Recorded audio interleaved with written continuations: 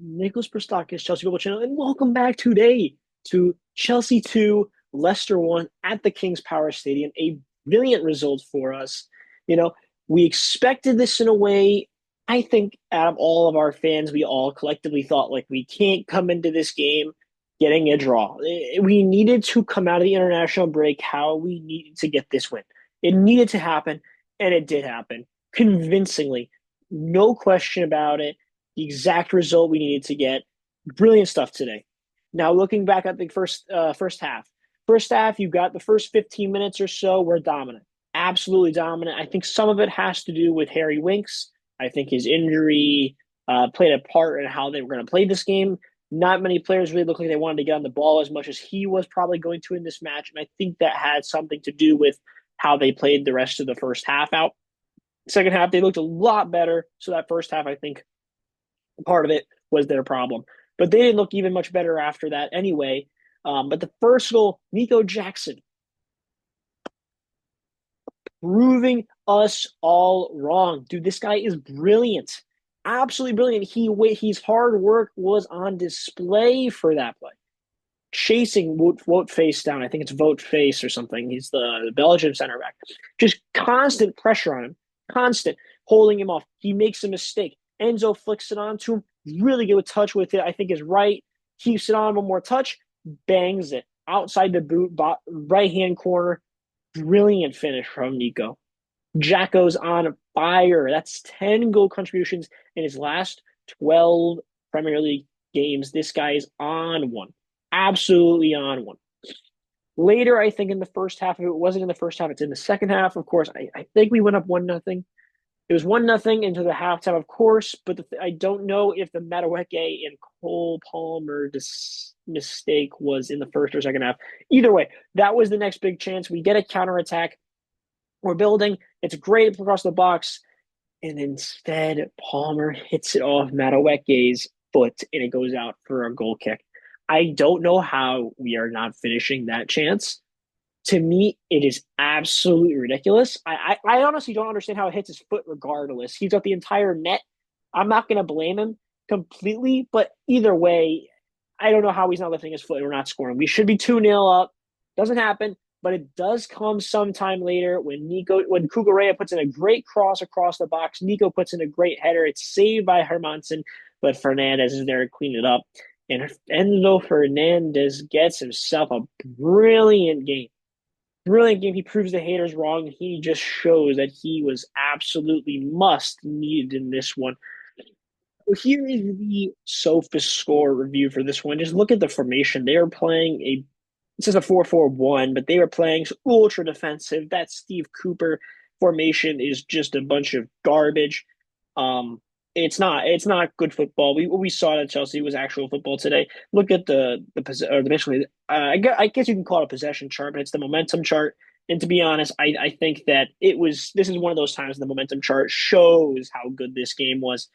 Um, of course, the one thing when you look at the chart, you're like, of course it was only 2-1, but the problem it could have easily been a 4-1 game in my opinion, 4-0 game. Of course, the penalty in the last minute was just stupid. It was an absolute stupid give up a penalty. I think the guy tripped on himself. Of course, maybe Lavia gets in there, but he's not even looking at the guy. He's looking at the guy, not the ball. So I think it's a little ridiculous. Lavia gets a 4.9, but I think that's harsh. I think that's completely harsh. Um, look at the overall shot totals. Look at the XG difference: 2.75 on four big chances, 16 shots, a 63% ball possession. No goalkeeper saves. I mean, it shows how much of a game Robbo didn't he had no shots were even taken on this guy really. Of course, they only had four shots total in this entire match. Only one was on target. Now they did nothing. Seven of our shots were on target. It was a brilliant game from us. We scored two of our big chances. They had one big chance score, which is a penalty. So this was an easy game, easily as can be. You see where Chelsea is on the table as it stands right now. Two really big teams on their ass.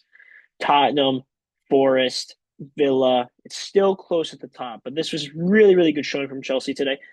So These were my ratings I gave the players overall that set up in the starting lineup. I did not grade the players that were on the bench, as I felt that most of the subs came when the game really didn't matter, and it was kind of pointless, meaningless playing time, and they didn't really show enough in the time that they were on anyway. So starting from the back, Robo Sanchez, it's a four. He, of course, he had nothing to do with this game, but he made a mistake where he played the ball to the wrong guy in the first half. So that's another thing with his distribution. Again, we're talking about, and then again, you're not doing again. Not many. Give him the benefit of the doubt.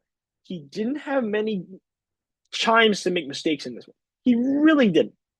But when you give him the ball and he makes mistakes on plays he shouldn't, and then you're also adding into the fact that I personally just didn't think he had a good game. He had the pointless yellow card as well. So it's just these things that shouldn't be happening are happening. So again, he gets a four for that reason. It could be a five just because it was the most basic average performance. But I think just because he didn't even make a save in this one, I think that adds on. I'm going to just say the entire back line gets a seven. The reason they're all not even getting eights is because they didn't get the clean sheet. It's that simple. But the thing is, you have to clap it up for the defense in this one. It was a brilliant display. I personally think that every single one of them put in a great performance. That includes Badiashile. It's funny to say that, but he did not put a foot wrong. This guy was brilliant. Cucurella had another really good performance today. He was spreading the width for João Felix because he was more cutting inside in this one, João Felix. Colwell did very, very good in this one. His passing was brilliant. And Fofana filled in really, really, really at the right back spot. He was progressing the ball really well. Of course, at certain times, they let him run up the field and they just said, go ahead, go right ahead. And he did, okay, I'm going to do it. And he just progressed the ball really well, played the Madueke a few times, played the Palmer a few times. So that's what I really liked about Fofana. I think the entire back line was very, very solid.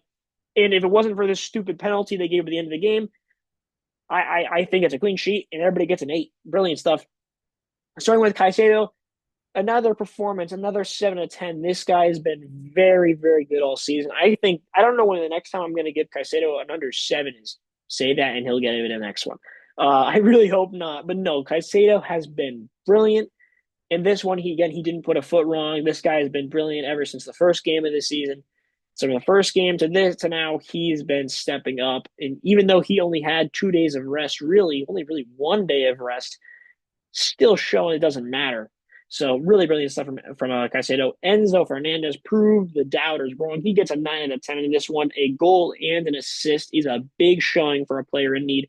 I had him. I didn't post a video yesterday going over the match preview, what I'm very sorry about.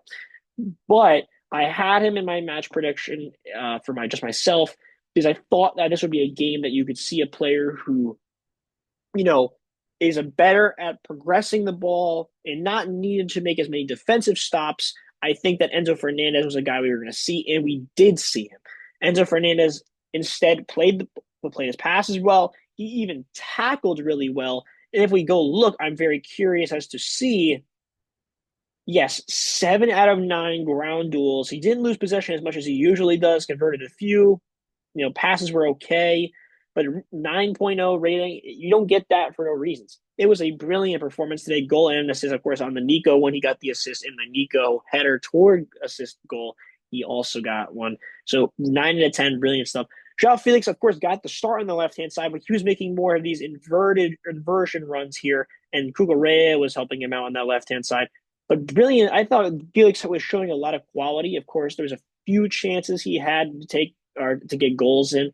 I just say it like that, to get goals in, to take shots on goal. He had a few opportunities, but instead he didn't take them. But I didn't think he was very bad in this one. I thought that maybe he didn't show enough to maybe earn himself a starting lineup spot for good, but I think he did enough to tell Maresca, hey, give me more opportunities. So I think it's very fair. I think he did okay. Palmer, I think, this is easily a 7 out of 10, maybe an 8 out of 10 if he gets that goal. But I think because, it was a very average performance from Cole Palmer. He's getting in the right areas. He's making the right passes. But, it's been a few games since we've seen a real good Cole Palmer performance. And of course, I'm not sitting here being like, oh, he's not good because he hasn't scored a goal or an assist in his last 3 games. But it's been average performances from him. But again, an average performance for Cole Palmer is still better than an average performance from, let's say, for example, João Felix or Noni Madueke. So that's the way I compare it. And then Nico Jackson gets a 9 out of 10 in this game. Absolutely brilliant from Nico Jackson today. I think this guy was just showing his work rate, and he just keeps showing why he needs to keep staying the starting striker. Of course, like I said, 10 goals contributions in his last 12 games. This guy just keeps earning that PT, and hopefully he stays that starting striker for an extended period of time because, dude, brilliant, brilliant stuff. Proving as to why there's other positions we need to be focused on except that striker spot. Well, but don't you guys think? I think that we stay in third place on 22 points. Of course, Tottenham absolutely demolished Man City after Pep signed an extension. Is Man City regretting that decision? I don't think so. I think this is a really, really cold spot for City, but we got to take advantage. This is a time period we need to take advantage. If the former treble winners, former league winners are struggling, you have to simply take advantage of it. And this is the time. Liverpool are absolutely celebrating. There's a chance they could go, what is it, 8 points clear at the top of the table if they win tomorrow. They're loving life at the top right now, and we're simply loving it because we're gaining points on a team that we didn't think we'd be this close to at this point. So we're loving it as we're only 1 point back, and we're still going to be sitting in third place at the end of this weekend.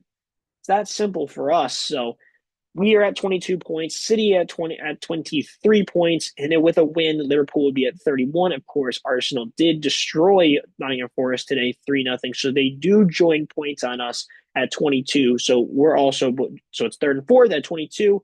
It's goal difference that is the difference for us right now. So brilliant stuff. We win 2-1. Next game is Thursday against Heidenheim. We'll see you then. Let's go, Blues. See you, boys.